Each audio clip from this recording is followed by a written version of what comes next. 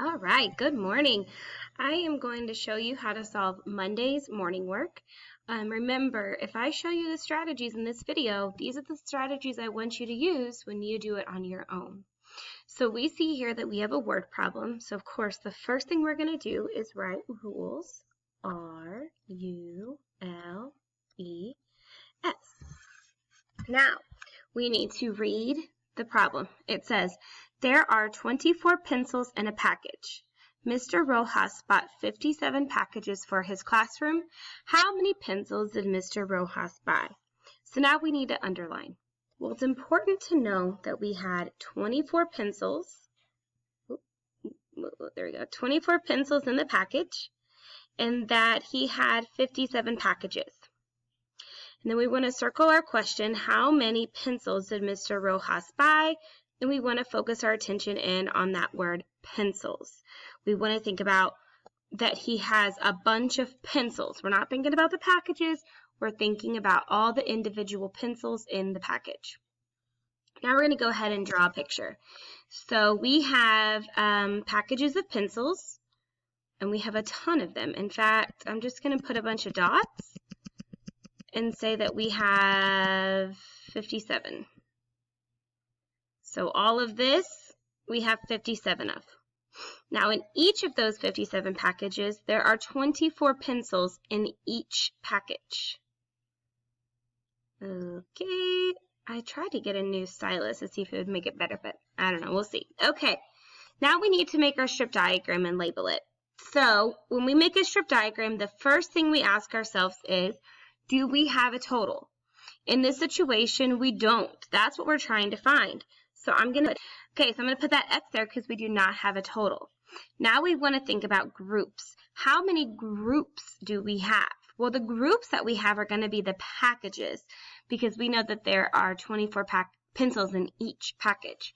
So I'm going to put 57 packages. Now, of course, I'm not going to sit here and make 57 groups. So I'm just going to do ... and show that I have 57. Okay, now in each package there are 24, so I could put 24 in each, which also takes a lot of time. Okay, good. So there's our strip diagram. So now we want to evaluate how to solve this. So when we evaluate, the first thing we want to do is we want to think about adding and subtracting. Can we add 24 pencils and 57 packages together? That would give us what? Package pencils? That's not, those units don't work. We can't do that. Can we subtract packages and pencils? No. So that means we're either going to be multiplying or dividing. So in this situation here, with division, do we have a total that we're dividing out? Well, no, we already said that we don't have a total. So therefore, we're going to be multiplying. So we're going to need to do 57 times 24. So therefore, we have 57 groups of 24. So now we're going to solve it. And I'm going to solve it with partial products, of course. I'm going to make my box a little bit bigger. So notice I'm utilizing all my space on here. And what I'm also going to do is I'm going to change the color of this so that I know what numbers I have. So I'm going to put 57 as the top or as the length. So I'm going to do 50 and 7. And then I'm going to put 24 as the other side or the width. Remember, we're just basically making an area model. So I meant to put 20 and then 4. So now I'm going to see what I'm going to multiply.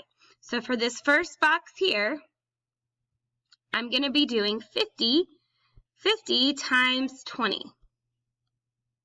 Whoops, 50 times 20. And then this box here, I'm going to be doing 7 times 20. Okay, and then in this next box down here, I'm going to be doing 50 times 4.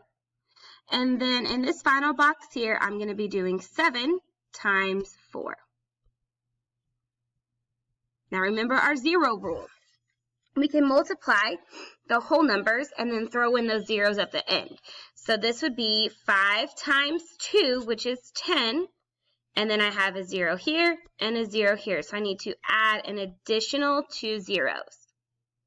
Okay, next I have 7. Oh my gosh, my handwriting's so sloppy with this. 7 times 2, which is 14. And then I need to add a 0. Right here I have 5 times 4, which is 20. And then I'm going to add 1 0. And then here I have 7 times 4, which is 28. All right, so now what I need to do is I need to go ahead and add all those numbers together. These 4 numbers added together. Now, I'm going to just go ahead and combine these two because that's pretty simple. So that would be 1,140 plus 200. 0 plus 0 is 0. 4 plus 0 is 4. 1 plus 2 is 3. 1 plus 0 is 1. Plus 20. 0 plus 0 is 0. 4 plus 2 is 6. 3 plus 0 is 3. And 1 plus 0 is 1. So the answer is 1,360. Oh, you know what? This was 60. And then I'm going to do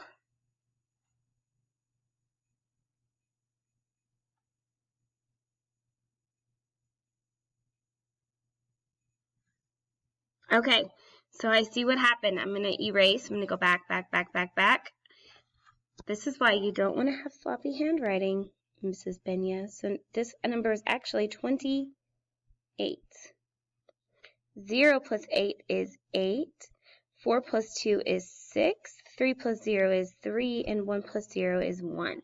So we have 1,368. C would be the correct answer in that situation. All right. How'd you do? Hopefully you did well with that. Now it's your turn to do the next problem on your own.